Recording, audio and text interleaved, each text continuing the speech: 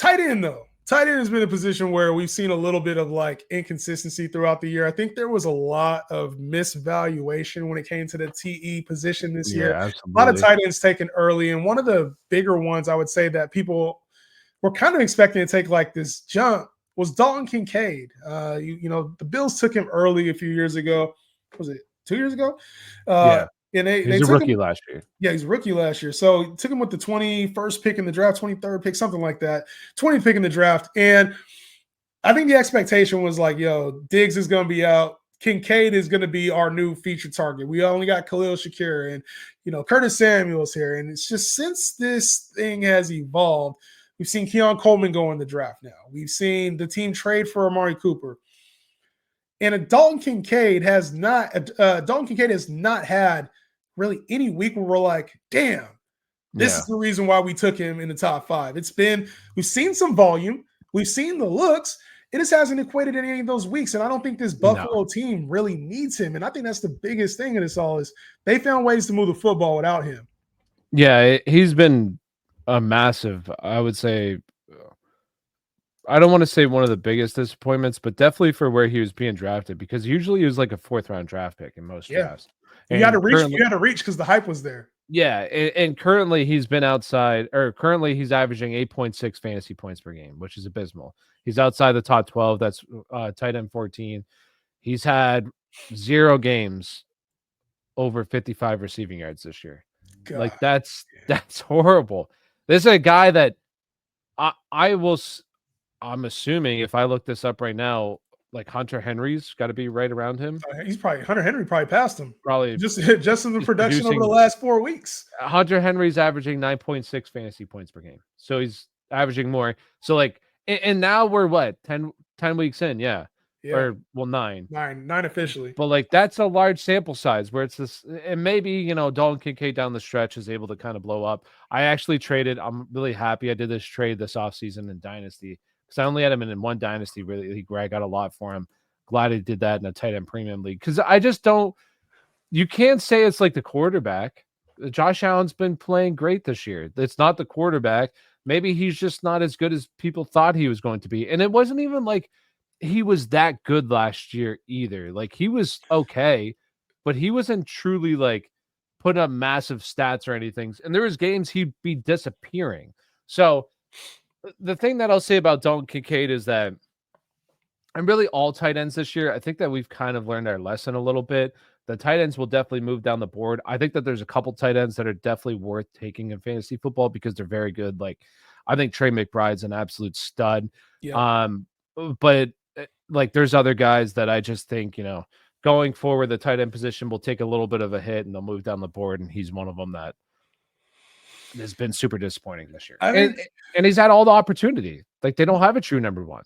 They don't have an alpha wide receiver. Well, they do now. Keon Coleman, he's out this week, but Keon Coleman has proven he's going to play well. They go and you trade for Amari Cooper. So it's like what they asked him to be, he hasn't been able to be. Like, he hasn't really stepped up, because I think that's the reason you take a Dalton Kincaid is you hope that, absolutely, purposes, you're getting the next Travis Kelce. Like, that's what you want.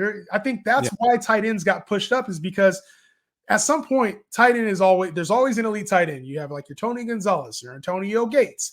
You got Rob Gronkowski. You got Kelce. You have the outlier tight end. And what happened was, I think because Kelce was on the verge of coming down, we're all assuming there's going to be another 1,300-yard guy. There's going to be a 12-touchdown guy. We just ain't get it this year. And Dalton Kincaid, unfortunately, looks mighty regular. He looks regular to me.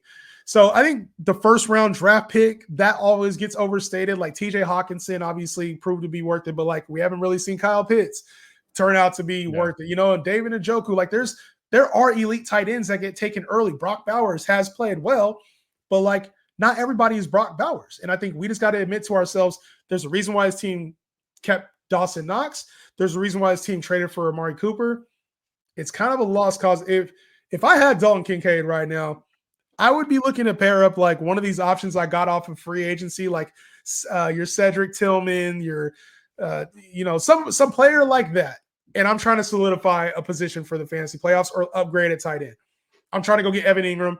I'm trying to go get Kelce, Andrews, somebody. I think Ingram can have a really good second half of the year. He'd be somebody I would definitely But yeah, like going forward, I think this will be kind of the end of maybe, and maybe not. Maybe people talk themselves into taking tight ends high in the draft next year. I think a guy like Brock, though, definitely worth it. Brock's been a stud. He might even be the number one tight end off the board. I don't know if he's justified in that, but he might even I be like think the he'll number one probably tight will end. be. Yeah. And especially like Him or depending on McBride. what Him him or or McBride. McBride. Yeah, I would say him or McBride because McBride's been very good this year too. The problem with McBride is just like the offense. I don't know if Kyler, like you got him and Marv, it'll just be really hard to support both of them to high end numbers. But yeah, I mean Kittle, your boy, 18 fantasy points per Always there. game. He's been Always so there. good this year. But yeah, like going forward, it'll be interesting to see what drafters do next year with the tight end position. I don't know. Tight end's been weird for this Buffalo team, but they also have Amari Cooper in a trade. Like we saw that first week, he got the touchdown. Keon Coleman helped him out with his TD, but then didn't play last week. And it's like, I don't know what to expect out of Amari Cooper. A lot of people don't. I still view him as like a wide receiver too. And I don't know if this is me just playing on the old Amari Cooper and like, just kind of tapping into like who he's been as a player because the situation's different now. Like Josh Allen will spread the ball out. You think Amari Cooper is a wide receiver too? Because I'm all in on him as like still being at least a top 24 receiver rest of the year. As long as he's good and like this wrist injury, because I didn't even really know he had one last week. Yeah. And then he's out. So I do expect him to be because the problem has been just like also the snaps. He hasn't been running as many routes as he, would normally run. And obviously he's brand new to this team and everything. So as long as he's fine health wise, I would expect him to be for the rest of the season, in my opinion, the number one target for this offense. Because I don't think he's washed.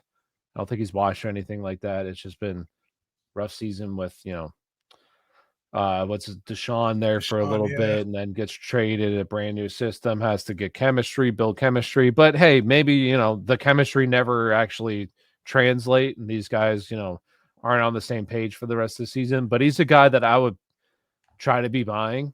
I still he's a guy that I was trying to buy weeks ago and I would still be aggressively buying because I think he has a ton of upside for the rest of the season playing with Josh Allen. But we'll see what happens. And as long as he, once again, healthy and hopefully he plays this week. He's a guy like T. Higgins, a guy like DJ Moore. Amari Cooper's a player I'd be wanting to have as my flex option, not as my wide receiver 2 or 1, but like as a flex option, potentially in like a 3 wide receiver league and you have a flex. That's where I would want Amari Cooper just purely for the upside. I wouldn't want to like invest a lot in him being my weekly starter, but I think he has that appeal of like some 20-point weeks ahead.